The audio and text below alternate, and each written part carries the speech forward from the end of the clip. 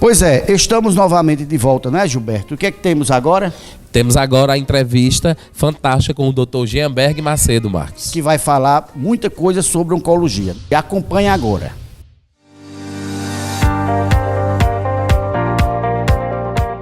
O entrevistado de hoje no O Melhor da Noite com Marcos Peixoto é o médico Jeanberg Macedo. Graduado pela Universidade de Pernambuco, fez residência médica em cirurgia geral no Hospital das Clínicas da Universidade Federal da Paraíba. Também fez residência em cirurgia e oncologia de cabeça e pescoço no Hospital das Clínicas da Universidade Federal do Ceará. É professor da Universidade Federal do Cariri na disciplina Oncologia. Como é um jovem como você, médico, já como professor e exercendo atividade médica? Isso é exigência, né? Muito exigido, não é muito pesado, não, para a pessoa dar de conta? Eu já estou com mais ou menos 10 anos que estou de volta ao Cariri. Minha cidade natal é Missão Velha, meus pais moram lá, e eu retornei, está com mais ou menos 10 anos. E logo que voltei, comecei a carreira na Universidade Federal, que anteriormente era do Ceará e hoje é do Cariri. E hoje desempenho a função de professor, que eu gosto muito de repassar os conhecimentos para os alunos, e também a função de médico assistente, atuando na área de cirurgia de cabeça e pescoço. É uma área que exige bastante, mas assim, foi uma área que eu escolhi e que me dá muito prazer em poder ajudar aquelas pessoas que têm câncer, que têm uma doença, muitas vezes, que se tratada inicialmente, tem muita chance de cura. A Universidade Federal do Cariri aqui, ela lhe dá a condição necessária para o ensinamento, para o desenvolvimento de sua atividade? Marcos, hoje a universidade ela está bem consolidada no curso de graduação de medicina. Quando eu cheguei em 2008, vamos dizer que ainda existiam algumas coisas que poderiam ser melhoradas, mas hoje a universidade ela está bastante consolidada na área de ensino, na área de pesquisa e na área de pós-graduação. Eu posso dizer que a Universidade Federal do Cariri é uma das universidades que desponta no cenário brasileiro como uma universidade de bom porte, de bom tamanho e que forma profissional médico de competência e qualidade. Isso é muito bom saber, doutor, porque isso nos alivia, né? Saber que tem um bom curso aqui formando bons médicos, né? Agora, voltando agora para a nossa entrevista, a base da entrevista. Como é que o senhor vê o tratamento da oncologia aqui no Cariri? Pois é, hoje o Centro de Oncologia do Cariri, ele está localizado no Hospital São Vicente de Paula, em Barbalha, coordenado pelas Irmãs Beneditinas, com a coordenação maior no Hospital de Barbalha da Irmã Rosa Maria, certo? É um centro de oncologia que a gente só tem a parabenizar. Faz um trabalho tecnicamente responsável, certo? É um trabalho louvável que atende a população de várias cidades da região do Cariri, eu diria todas as cidades da região do Cariri, e algumas cidades até de regiões circunvizinhas, estados circunvizinhos. Então, assim, é um trabalho de excelência, eu posso dizer. E a infraestrutura, doutor? Ela está capacitada, esse centro de oncologia, ela é um dos melhores? Eu costumo dizer que trabalhar no São Vicente é trabalhar em casa, certo? Eu sempre tive muita abertura e sempre tive muito suporte para trabalhar no Hospital São Vicente. Uma coisa que eu acho interessante é que no Hospital de São Vicente não existe distinção entre medicamento, entre equipamentos técnicos para o paciente do SUS ou o paciente particular e de convênio. O que se usa no paciente particular e de convênio é o que se usa para o paciente do SUS. Não existe distinção. Então, assim, eu diria que o Hospital São Vicente, o Centro de Oncologia, tem toda uma estrutura voltada para o tratamento do paciente oncológico de excelência. A gente não deixa a desejar em relação a Fortaleza, em relação a Recife, em relação a cidades até do Sudeste. O que a gente faz é tudo pautado em condutas, em técnicas que se usa também no Sudeste do país. A gente está vendo que a saúde pública brasileira ela está em colapso, né? Então, quase todos os estados. E Barbalha, eu estou vendo os movimentos aí até de repasse de dinheiro, o Ministério ficou de repassar e não repassou. Então, isso está prejudicando esse trabalho de vocês, de certo modo? Pois é, isso é um assunto bastante pertinente que a gente não poderia deixar de tratar nessa entrevista. Como eu falei, a importância do Centro de Oncologia, toda a disponibilidade, a técnica em ajudar o paciente com câncer, hoje ele está, vamos dizer, ameaçado, bastante ameaçado. Por quê? Porque hoje se produz mais do que o que se paga, certo? É como se... isso não pode. É como se você, na sua casa, gastasse R$1.000 e só ganhasse 500. Então, a demanda do paciente oncológico vem crescendo. Por quê? Porque o paciente oncológico, a incidência de câncer hoje no Brasil como um todo, ele vem aumentando. Por quê? Porque as pessoas estão envelhecendo mais, estão morrendo mais tarde. Então, o que foi que aconteceu? Houve um aumento da demanda do paciente oncológico. E a quantidade de repasse para o Centro de Oncologia não aumentou durante a série histórica, durante o tempo. Certo. Então, o que é que aconteceu? Aumentou-se os gastos e não aumentou-se os repasses. E isso gerou um déficit, que é o que se tenta, o que se busca é tentar atualizar esse déficit. É apenas isso. E aqui eu uso o espaço para sensibilizar os responsáveis, os gestores em saúde, para que se olhe com carinho a situação do Hospital São Vicente. Doutor, esse tempo que o senhor trabalha nesse Centro de Oncologia, o senhor já viu uma crise dessa? Já viu o hospital passar por uma crise dessa? Ou está sendo exclusivamente nesse período agora, nessa conturbação que está havendo de governo? Eu acho que atingiu o pico agora, certo? Nunca vi. Sempre teve problema de repasse? Algumas vezes sim, mas era uma coisa mais sutil, tá entendendo? E que foi resolvido. E hoje a gente encontra-se, assim, as informações que eu tenho da direção, das pessoas que se comentam lá nos bastidores do hospital, é um déficit importante, certo? Que teria que atualizar esse repasse. E o senhor vê luz no fim do túnel para esse problema? O senhor, já que o senhor está dentro lá, o senhor tem alguma novidade para dizer aqui à população que anda aflita? Eu tenho esperança, certo? Esperança que aqueles que são responsáveis pela gestão do recurso público se sensibilize com a situação de uma instituição que só faz o bem. Uma instituição que é acolhedora e que trabalha de uma forma responsável a questão do paciente oncológico, a questão do paciente com câncer. Doutor, o paciente, quando ele está cometido de câncer, quais são os principais e iniciais tratamentos que ele procura fazer? Marcos, eu costumo dizer para os meus alunos que é bem diferente tratar o câncer quando se é diagnosticado numa fase inicial ou quando se é diagnosticado em uma fase tardia. O tratamento do paciente com câncer na fase inicial ele é bem mais simples, ele traz menos sequelas, traz menos repercussão funcional e muitas vezes até não necessita se fazer um tratamento complementar, como rádio e quimioterapia.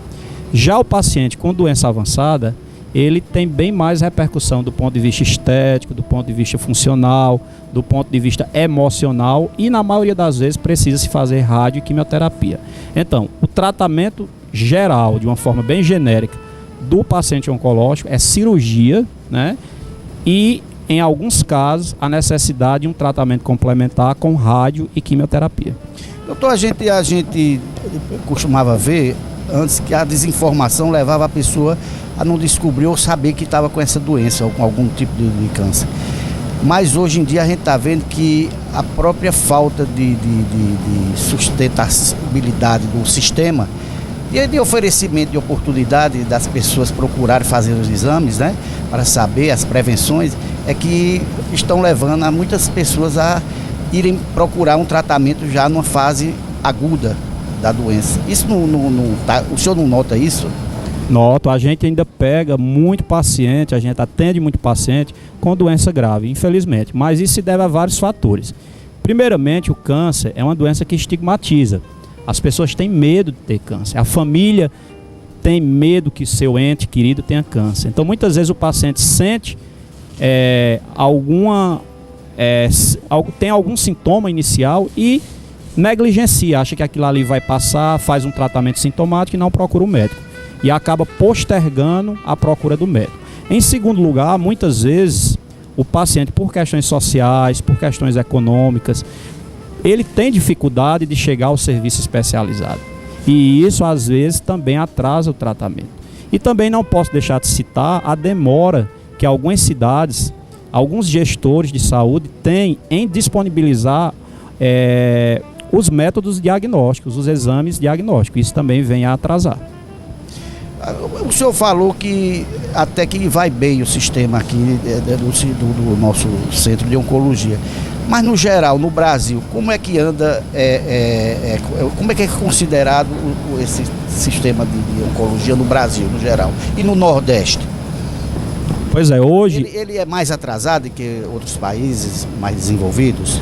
Hoje, o Brasil, a conduta em relação ao paciente com câncer, ele é muito baseado no serviço INCA, né, no Instituto Nacional do Câncer.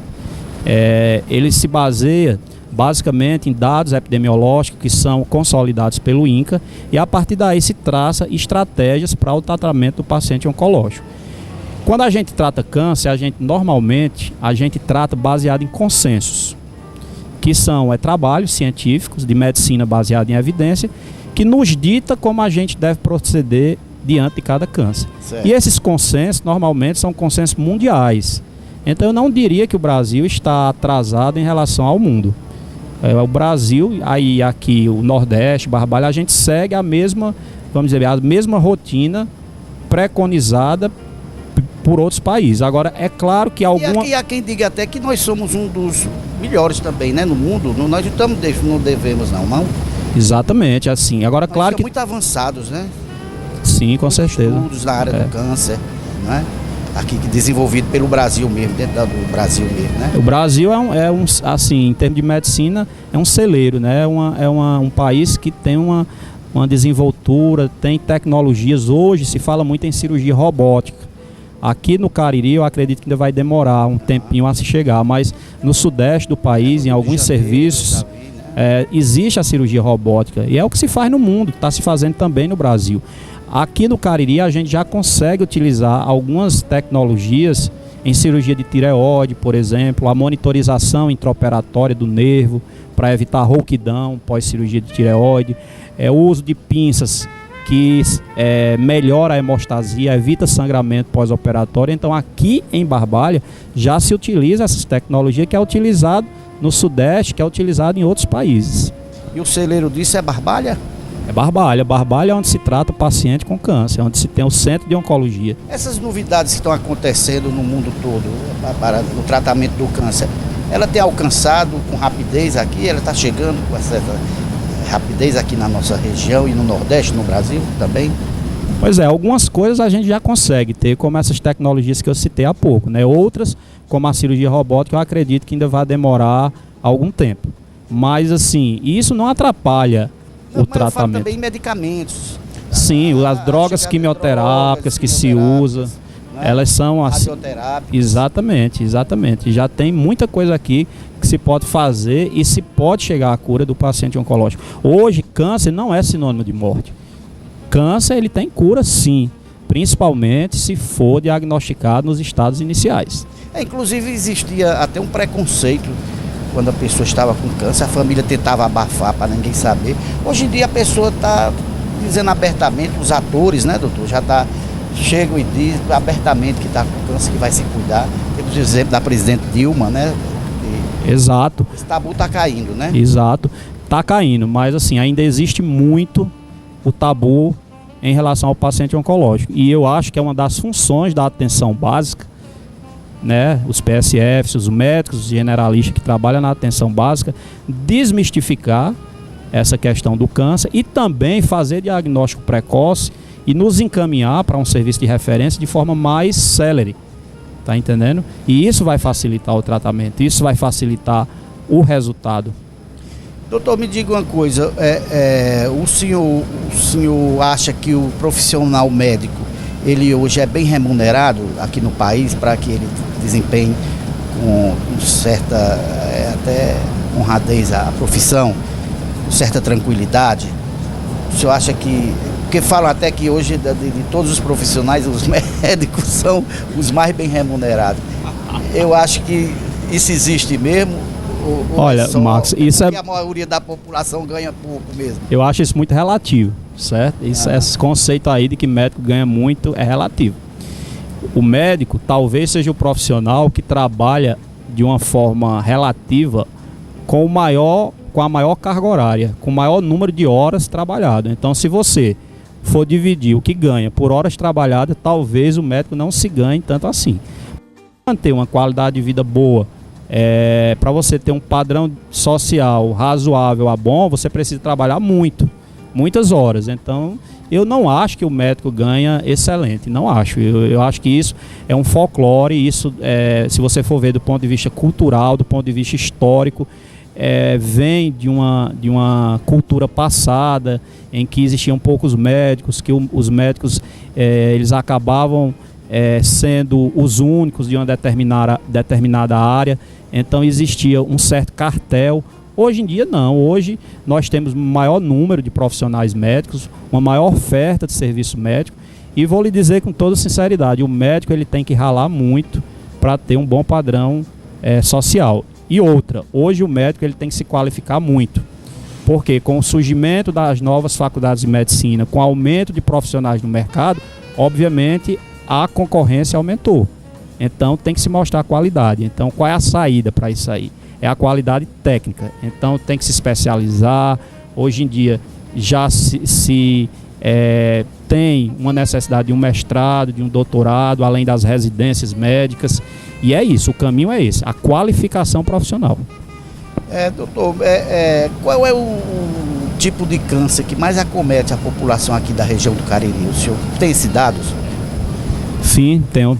Veja só, no Brasil como um todo, o câncer que mais incide na população, quando você pega todos os tipos de câncer, é o câncer de pele não melanoma. Certo? Por quê?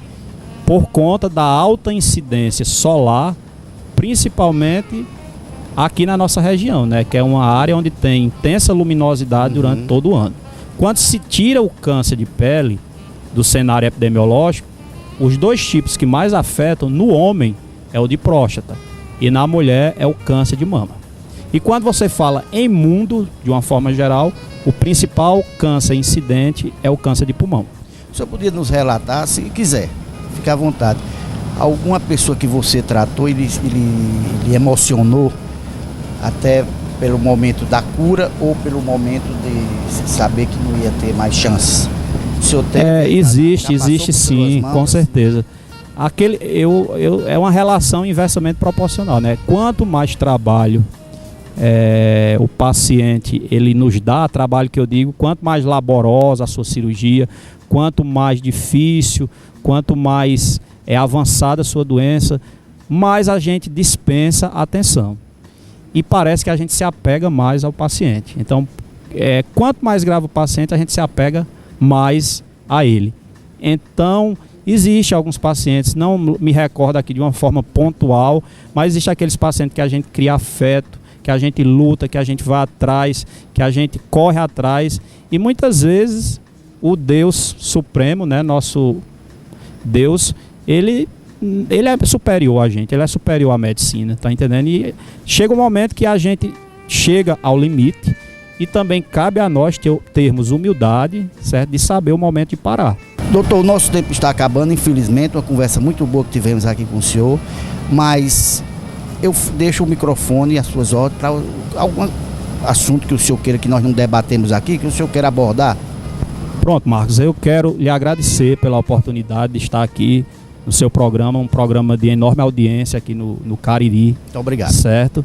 E é uma oportunidade ímpar de estar aqui, só tenho mais a que agradecer. E também quero sensibilizar as pessoas em torno de dois fatos principais. A questão do diagnóstico precoce do câncer, então aquele paciente que tem um sintoma, tem um sinal que não está desaparecendo, que está persistindo, que procure o médico oncologista, procure o cirurgião de cabeça e pescoço, certo? Para a gente conseguir um tratamento numa fase inicial. Apelo também que as pessoas abandonem o tabaco. O tabaco é o grande vilão da maioria das neoplasias malignas. O cigarro, ele entra como o principal vilão na gênese, na causa da neoplasia maligna. E para finalizar, eu peço a todos vocês que quem puder ajudar o nosso centro de oncologia, lá no Hospital São Vicente, nas redes sociais já existe um número de uma conta para doações, qualquer valor, ele é muito bem-vindo, mas que a gente sabe que isso é um tratamento paliativo. O verdadeiro tratamento curativo é que os gestores em saúde se sensibilizem, revise a questão dos repasses para o nosso hospital e atualize, porque hoje a situação do câncer aqui no Cariri, ela é bem mais, vamos dizer, nós temos bem mais pacientes do que há 10, 20 anos atrás. Obrigado. Pois bem, acabamos de entrevistar o Dr. Jeanberg Macedo, que nos brindou com uma grande entrevista, e vocês não saiam daí que a gente volta já já.